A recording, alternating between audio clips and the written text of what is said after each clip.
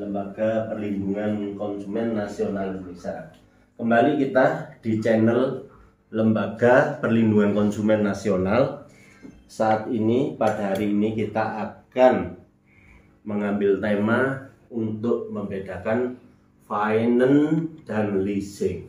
Nah, ini yang adalah basic hukum yang harus diketahui oleh pengurus LPKNI, pengurus Lembaga Perlindungan Konsumen Swadaya Masyarakat. Bagaimana bedanya di mana?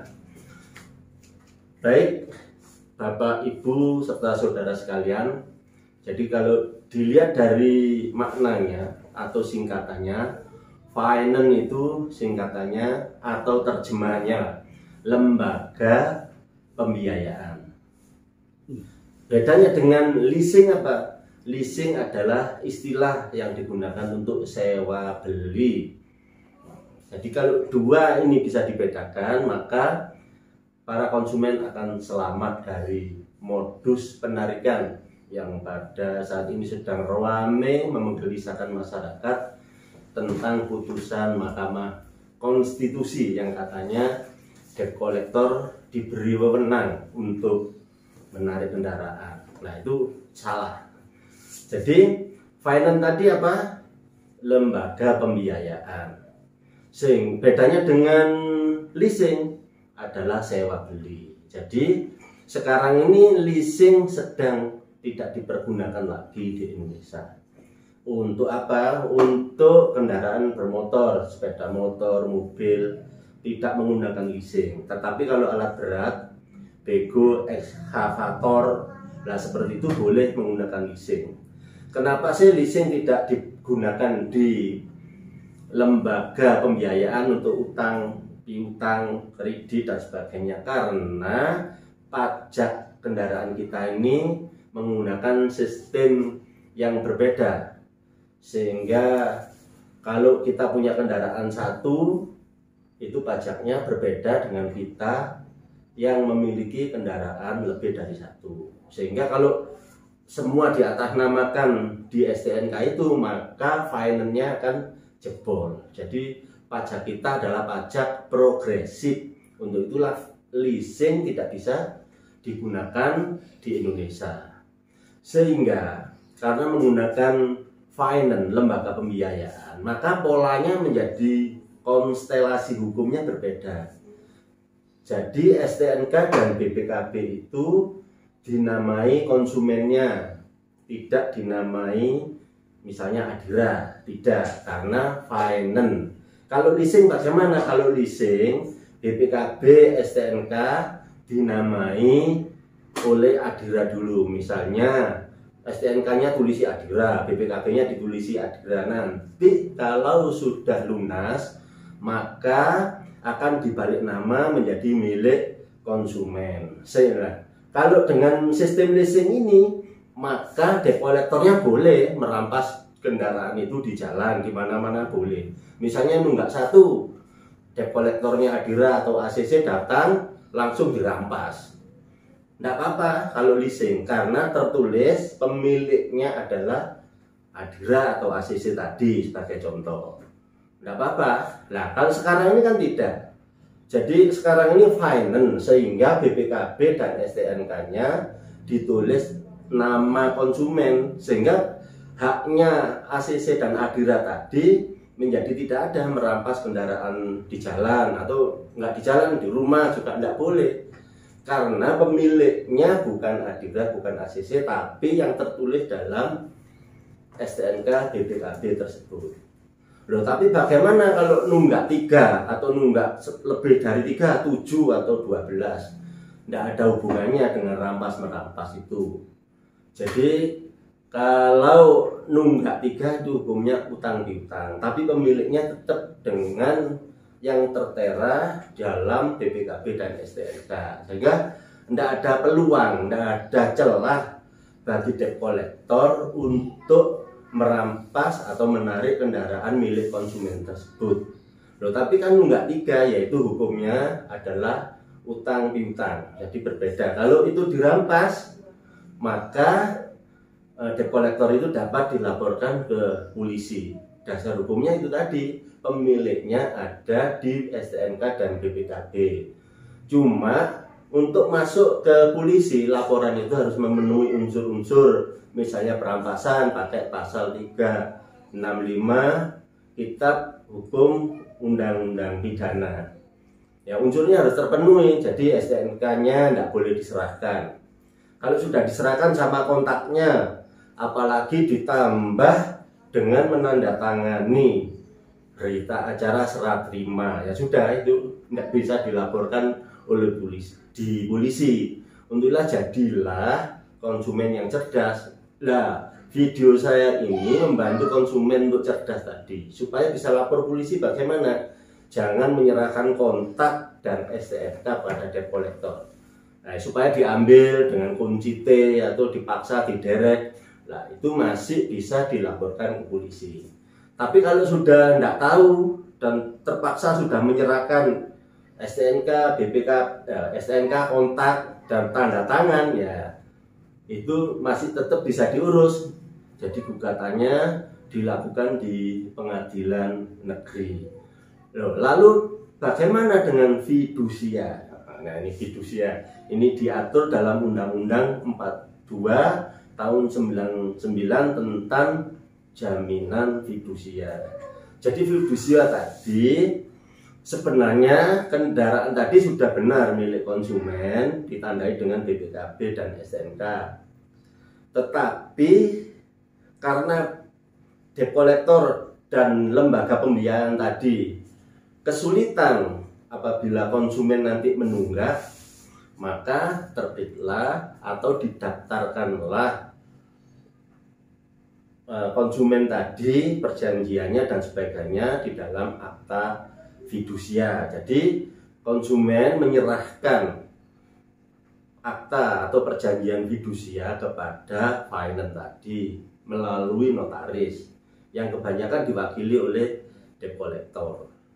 Nah, terus apa kalau sudah seperti itu, sudah ada fidusia, apa dengan serta-merta debt collector dapat merampas kendaraan konsumen? Tidak juga. Jadi merampas itu haknya adalah ada di kepolisian, ada di pengadilan.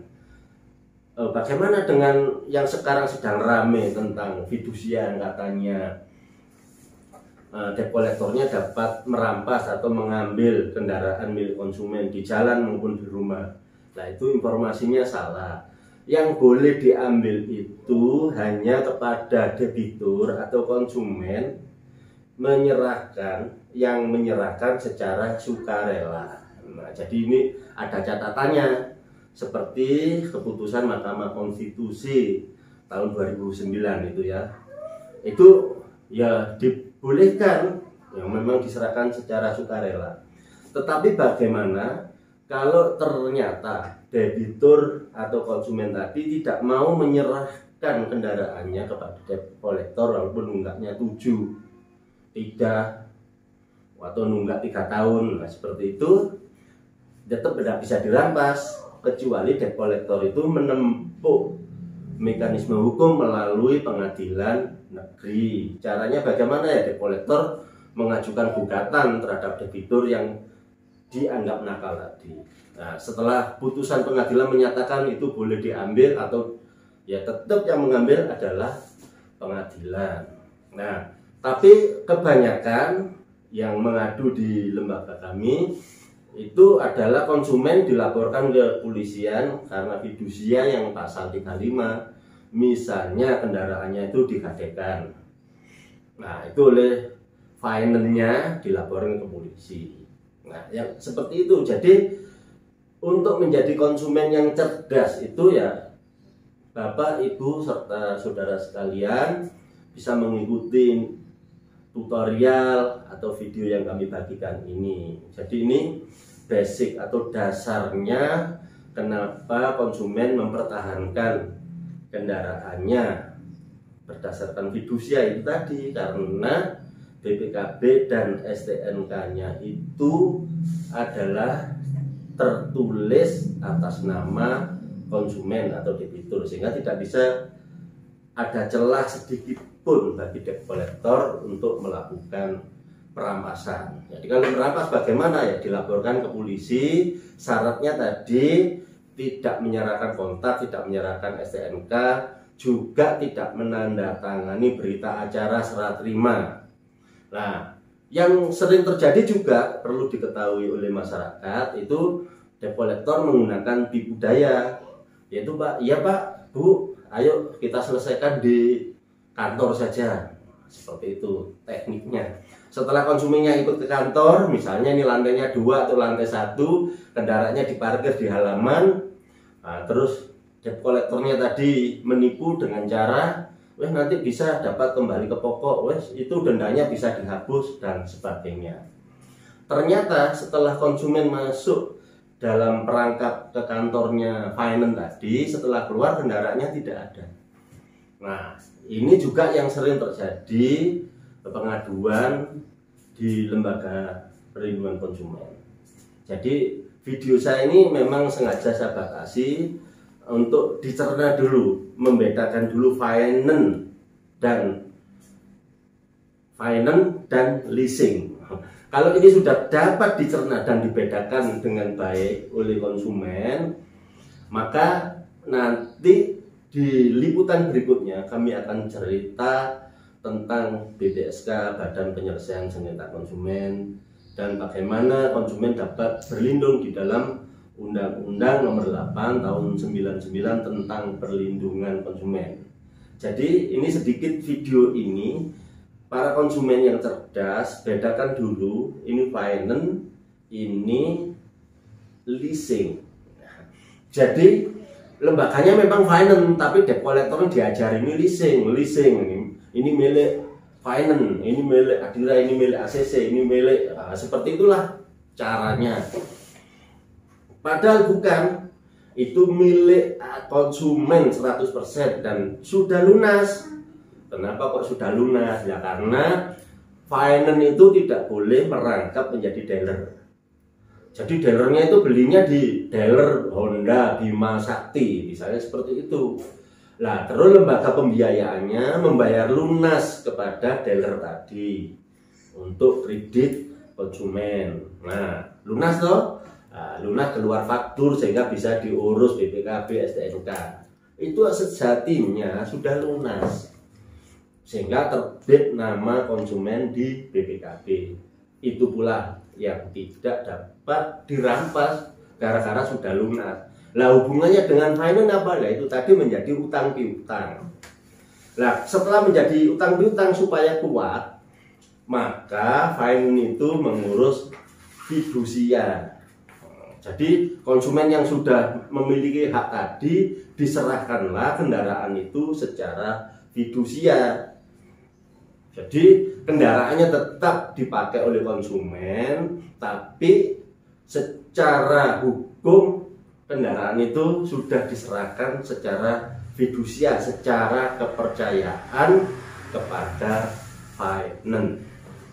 Nah, itu membedakan ini dulu yang penting. Ini basic dari konsumen cerdas supaya tidak dirampas bagaimana. Dipertahankan.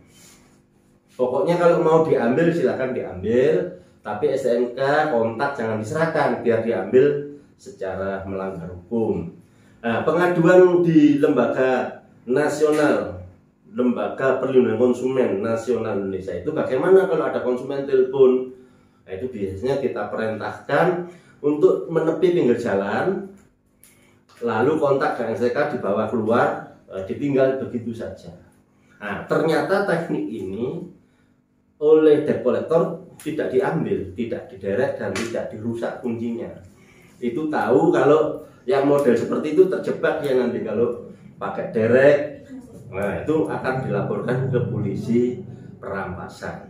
Nah, itu diingat-ingat kepada rekan-rekan lembaga perlindungan konsumen nasional se-Indonesia, para konsumen yang melihat channel perlindungan konsumen nasional Indonesia yang dulu berlangganan dengan suara konsumen, sekarang cukup beralih kepada channel lembaga perlindungan konsumen nasional Indonesia. Itulah saudara-saudara, ikuti terus perkembangan channel Lembaga Perlindungan Konsumen, dan Bapak Ibu Saudara sekalian bisa komentar, bertanya melalui subscribe di bawah ini, dikasih komentar, nanti kita jawab di liputan berikutnya. Sampai jumpa, selamat berjuang konsumen cerdas. Wassalamualaikum warahmatullahi wabarakatuh.